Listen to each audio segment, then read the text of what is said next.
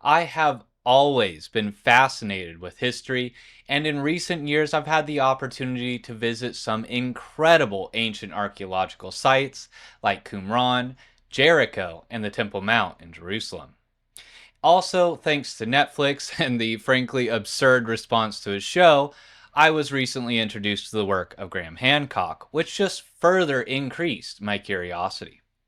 Over the last few years, I have read dozens of books on ancient archaeology and watched countless interviews and podcasts with people like Graham, Christopher Dunn, Ben Van Kerkwyk, and others who are exploring our ancient past. One of the things that has stood out to me is the amazing stonework and architectural feats of our distant ancestors, including some totally mind boggling achievements. From Göbekli Tepe to the Great Pyramid of Giza to the impossibly precise caves of Barabar in India, our ancestors of the deep past were masters of stone. But most impressive to me are the absolutely massive stones that they managed to quarry, move, and erect. These are known as megaliths. You've probably heard of places like Stonehenge and the pyramids of Giza. While incredible, megalithic, and certainly worthy of their fame, there are sites that are, at least in my opinion, just as interesting and impressive, but not as well known. And that's what I'm covering in this episode on ancient megaliths.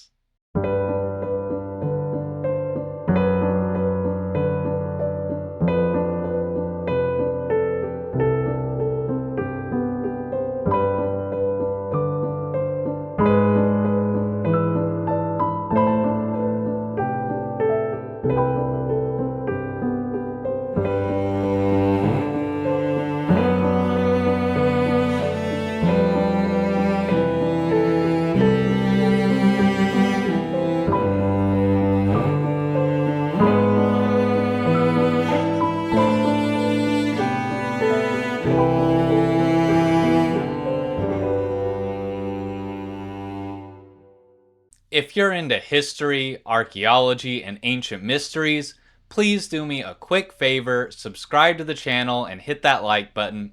That really helps me out. Now back to the episode. There are so many ancient megaliths all around the world that this video could be hours long.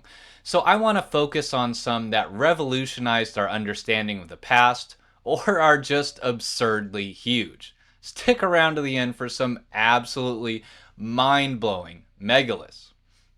Now, that being said, this is not going to be a deep dive or an exhaustive, covering of any of these sites today. I really wanted to take you all on a trip around the world to discuss just some of the most interesting megalithic architecture that I have become aware of.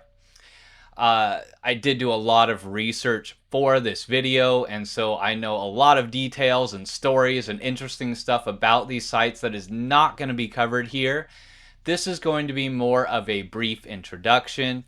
I just want to share these places with the world, with you all, so that, if this is the kind of thing that interests you, you can look into it further.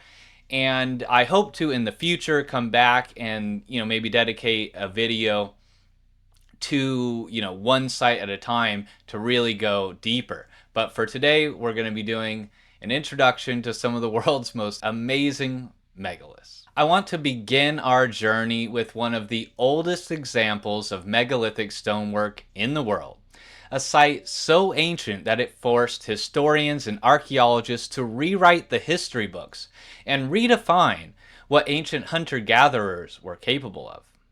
This site predates both agriculture and even pottery, which is just totally insane.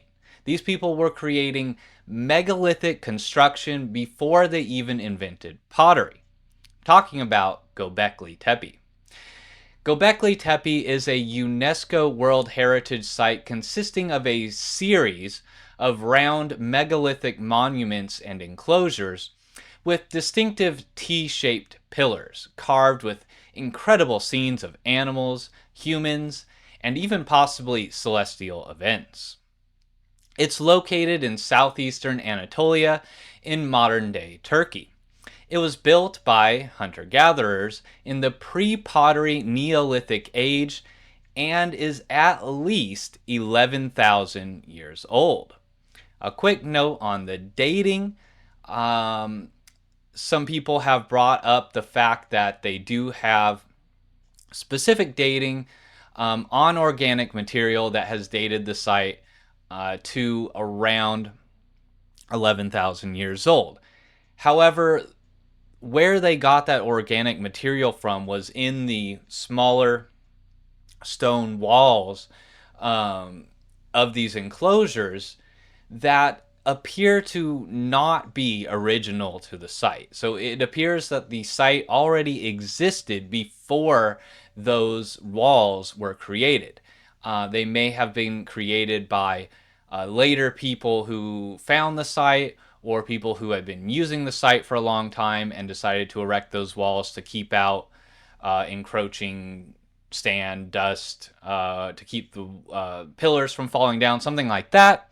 And there's evidence that that is in fact the case, that those smaller walls are not original to the site, because in some cases they actually cover up very beautiful carvings on some of the pillars.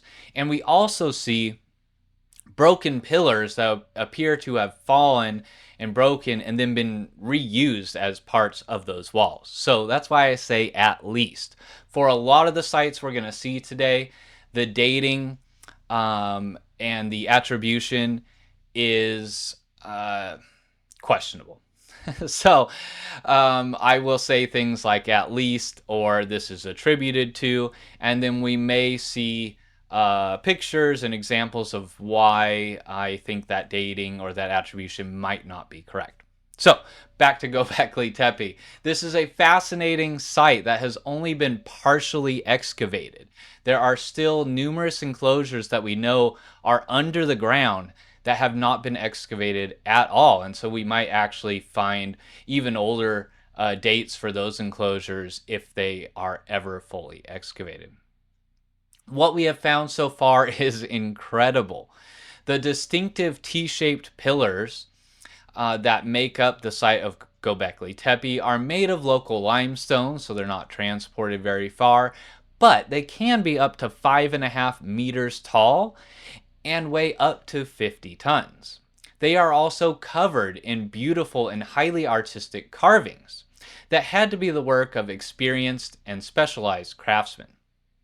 According to UNESCO, these represent evidence of the emergence of more hierarchical forms of human society.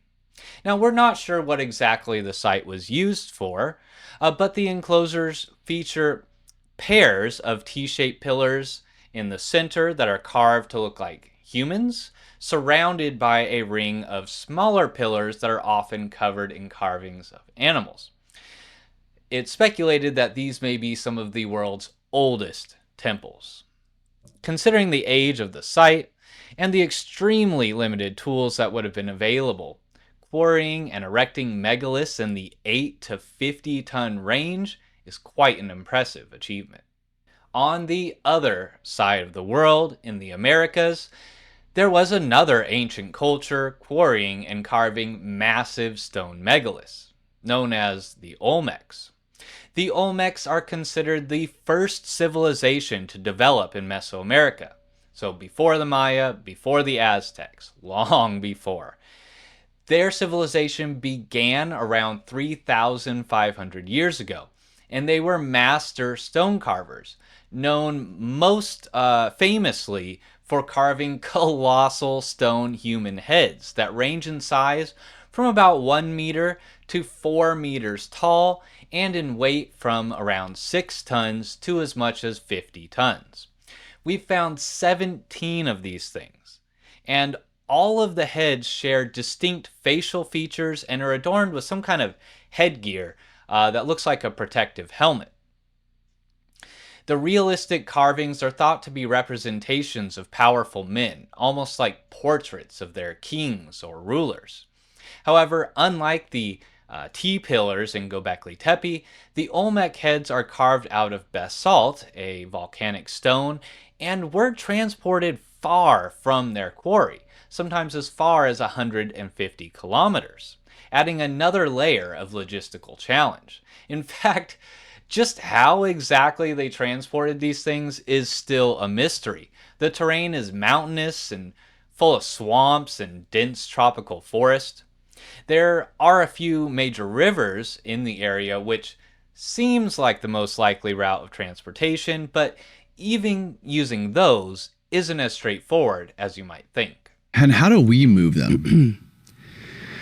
Oh man, it's an arduous process. Like they've tried to move. You need cranes to move 40 tons. Do you need a crane to move 40 tons? Yeah. You need a crane to pick it up, to put it on a truck that can lift it. But what's really interesting is they were moving like Toltec monuments in like northern central Mexico, up kind of near the U.S. border. Mm-hmm. They were moving these monuments, and the trucks were breaking down because the trucks couldn't handle the weight. So this is very similar. So what they say is that, these were balsa river rafts. And so balsa is like a type of wood there.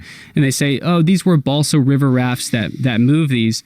But there's a huge problem with that. My mentor, Dr. Ed Barnhart, he goes down to Mexico with a nautical engineer who's really interested in this. And this guy studies it. He studies the weight of them, and he creates it's like an algorithm. He creates this algorithm where you can insert the hypothetical size and weight of your hypothetical Olmec head. And then he was like, how big does the balsa raft have to be to actually transport it? And what he found is insane. I've never seen anybody talk about this before.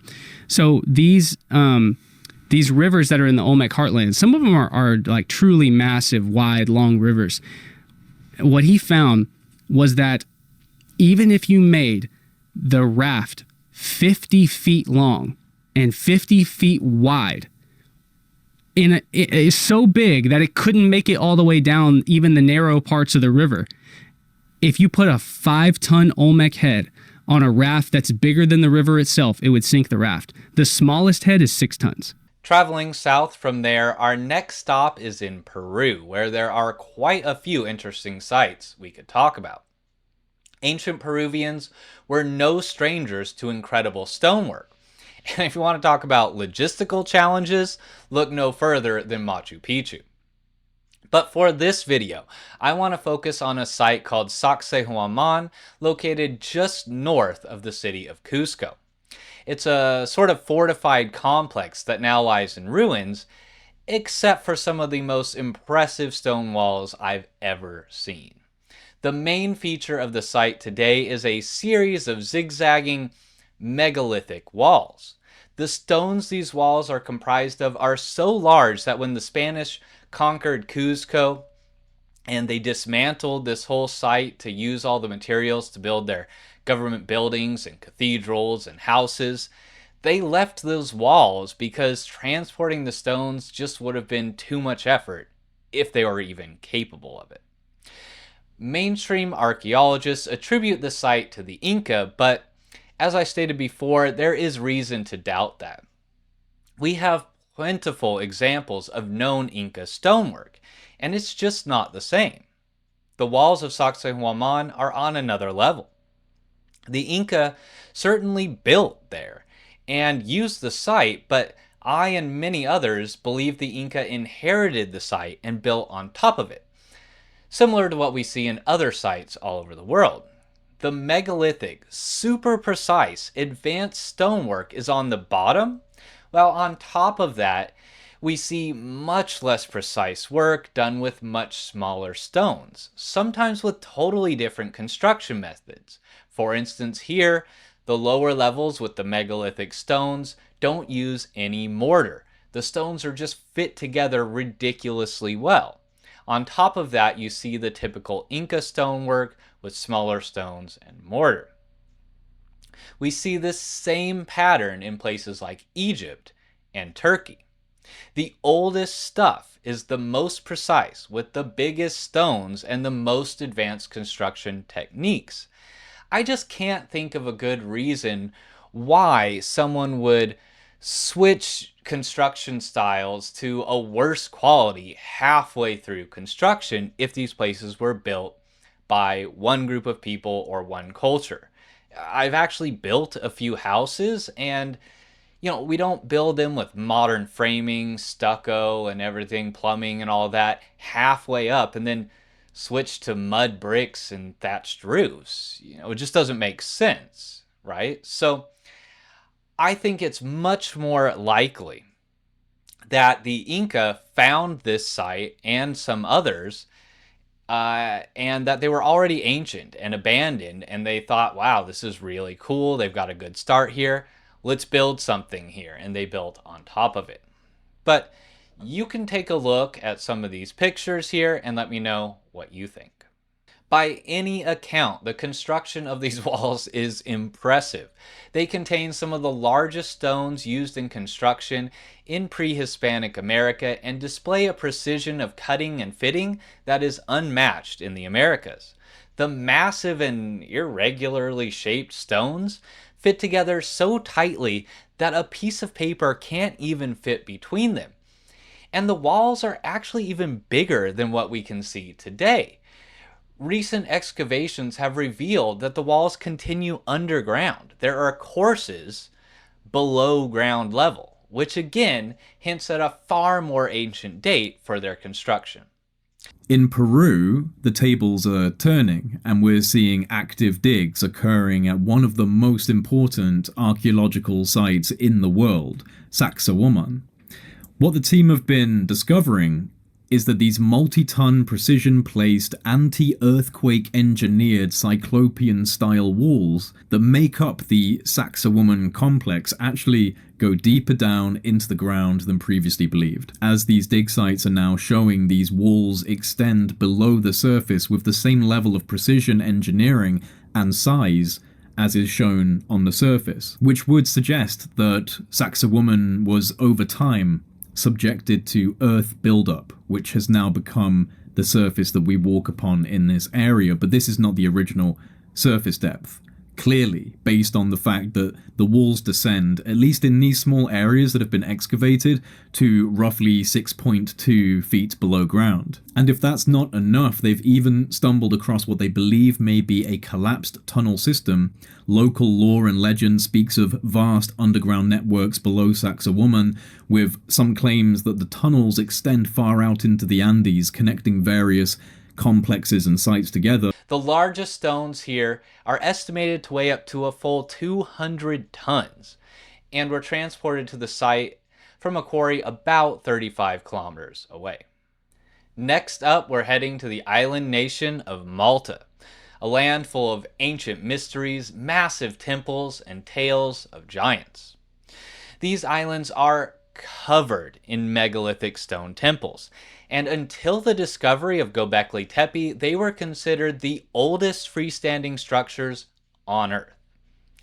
The oldest temples here are at least 5,600 years old, and archaeologists have discovered over 20 of them, 6 of which have been designated UNESCO World Heritage Sites. Most of what can be seen today is heavily weathered given the extreme age, but we do have some examples of excellent artistic stone carving, including scenes of animals and geometric designs. There is also evidence here of astronomical knowledge and alignment of the temples with celestial events, especially solstices and equinoxes. At Manidra, one of the temples is aligned so that the first rays of sunlight on the summer solstice light up the edge of a decorated megalith between the first apses. And during the winter solstice, the same effect occurs on a megalith in the opposite apse. Also, during the equinox, the rays of the rising sun shine straight through the main doorway into the innermost part of the temple. This suggests that the builders had precise knowledge of solar astronomy before they started construction, and that the sun played a big role in their religion and culture. The construction of megalithic architecture, combined with artistic craftsmanship in stone carving, vast religious complexes, and astronomical knowledge, is representative of a complex and developed civilization, one that flourished from around 4000 BC to about 2500 BC. The largest stones in the Maltese temples are up to 6 meters tall and weigh up to 57 tons. The temples are constructed of a local limestone, but they are spread across the whole island of Malta and the nearby island of Gozo, so the stones had to have been transported at least several kilometers at times. The builders supposedly had no access to the wheel or draft animals, but there may be evidence of how they transported these megaliths in the form of so-called cart ruts that cover the island, some of which even run off into the sea. This has led some to speculate that the temple construction started during a time when sea levels were much lower and Malta was much bigger and possibly even connected to mainland Europe. Everyone has heard of the famous obelisks of Egypt, but what about the obelisk of Axum in Ethiopia? Many people don't know this, but there was a very powerful and wealthy ancient kingdom in Ethiopia known as the Kingdom of Axum that flourished for nearly 1,000 years from the 1st century AD to around the year 960. The Persian prophet Mani considered it one of the 4 great powers of his day, along with Persia, Rome, and China. It was also one of the first Christian nations in the world, adopting Christianity as the state religion in the mid-4th century. They even claim to have had the actual Ark of the Covenant in their possession up till today, held in a special chapel within the Church of Our Lady Mary of Zion in the city of Axum. Graham Hancock's fascinating book, The Sign and the Seal, is actually a really deep dive into how the Ark may have ended up there. There are some absolutely astonishing works of stone in Ethiopia, including the aforementioned obelisks of Axum, and a series of 11 unique and amazing rock-cut churches near the town of Lalibela that I really hope to visit someday, and I will definitely be covering in a later video. The obelisk of Axum is technically a stele, not an obelisk, which is a minor technical distinction in shape. Doesn't really matter. It's known as an obelisk, and it is one of many that were erected as grave markers in an ancient cemetery for kings. It stands at 24 meters tall and weighs 160 tons. Unfortunately, when Italy occupied and looted Ethiopia in the 1930s, the massive monument was cut into 3 pieces and transported back to Rome, similar to how the ancient Romans looted ancient Egypt for its obelisks.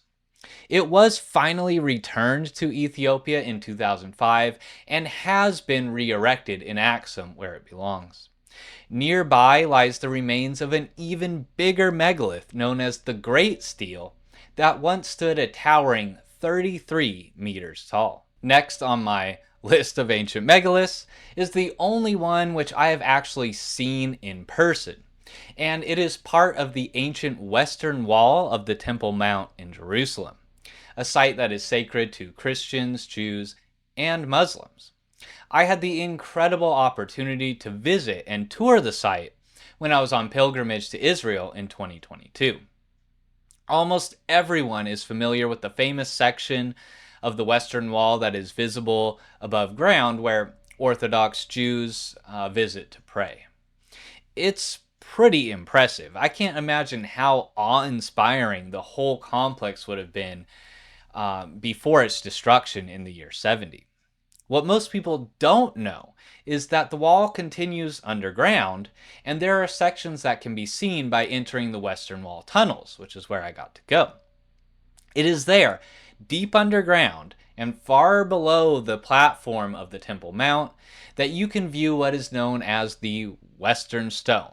They weren't very creative when they named it, but it is the single biggest stone in the wall. It's an enormous block of limestone measuring 13.6 meters long and 3 meters high. The depth of the stone is unknown. There have been a couple of attempts to use ground penetrating radar and it has been estimated at different depths. One estimate put the depth at around 2 meters, which would put the weight of the stone at around 300 tons. Other estimates have been far larger and have estimated the stone to be around 500 tons. Either way, it is one of the biggest megaliths ever quarried, moved, and used in construction. Just north of Israel, you can find the ancient city of Baalbek, Lebanon, that has been continually occupied for at least 9,000 years. And it is here that we find the ruins of the great Roman temple of Jupiter, that most scholars agree was built on top of the foundation of an even earlier temple. It is this foundation that contains the famous trilithon, or 3 stones. Most of the stones in the foundation walls are exceptionally large, in the 300-ton range, but these 3 are colossal. Each stone is approximately 19 meters long, 4.3 meters tall, and 3.6 meters deep, cut from a nearby limestone quarry, and they're estimated to weigh a whopping 800 tons each. It's just totally insane. This is one of the most impressive ancient megalithic walls in the world, if not the most impressive. I don't know, those ones at Sacsayhuamán with the weird shapes, pretty cool. But astonishingly, those 3 stones are not the biggest stones to be found in Baalbek. In that nearby quarry, there is an unused block that has been quarried but not ever used or moved out of the quarry itself. That is called the Stone of the Pregnant Woman.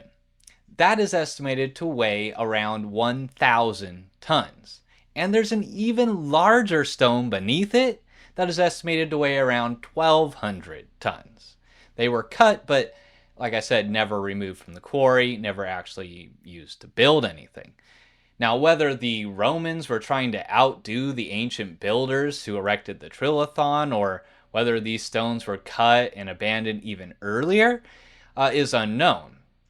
But they are not the only ancient megaliths that never made it out of the quarry. In the Aswan quarry in Egypt lies the almost completed, unfinished obelisk. This massive obelisk would have been the biggest ever if it had been completed. It's a staggering 42 meters tall and is estimated to weigh around 1,000 tons. It was never fully quarried and is still attached partially to the bedrock. It was supposedly abandoned due to a crack appearing, but I find that explanation questionable. Even more questionable is the explanation as to how it was supposedly being quarried, by using these dolerite pounding stones, so just basically a harder, round rock, to pound bits of granite away at a ridiculously slow pace to dig the trenches around it. Now, I don't want to get into all of that, but if you're interested in this and want to learn a lot more, Ben Van Kerkwyk from the YouTube channel Uncharted X has made some excellent videos on the unfinished obelisk and on Egypt in general. I cannot recommend his channel enough. I'm a huge fan. And he does really deep dives, well-researched videos on that kind of thing. So if you want to learn more, check that out. But it appears that the ancient Egyptians had plans to go even bigger. There are 2 unfinished blocks in quarries near Minya, Egypt, that were likely intended to be a pair of colossal statues. One has like the outline of a statue inscribed on top. These are so large that they can actually be seen from space using Google Earth. They are estimated to weigh approximately 3,200 and 5,000 tons, though the statues, if completed, would have weighed far less after more stone was removed. I have no idea how they plan to actually lift such massive stones out of the quarry and transport them, because the largest crane in the world today is the Saren's SGC 250, nicknamed Big Carl. and it has a maximum 5,000 ton lifting capacity, and it's been used to build nuclear power plants. Egypt is full of megaliths. Beyond the obelisk, there are megalithic temples, giant stone boxes, massive single-piece columns, and colossal statues that were completed, such as the colossi of Memnon, which were originally made out of single stones 18 meters tall and weighing over 700 tons each. And there are remains of several other colossal single stone statues in Egypt, the largest of which that I could find was estimated to weigh around 1,000 tons and was transported for hundreds of kilometers across land. Once again, we have no idea how they actually accomplished that. Well, we've covered megaliths in Central and South America, Africa, and around the Mediterranean. But did you know they can also be found in Asia? Japan has some of the most interesting ancient quarries, rock-cut monuments, and even a few megaliths.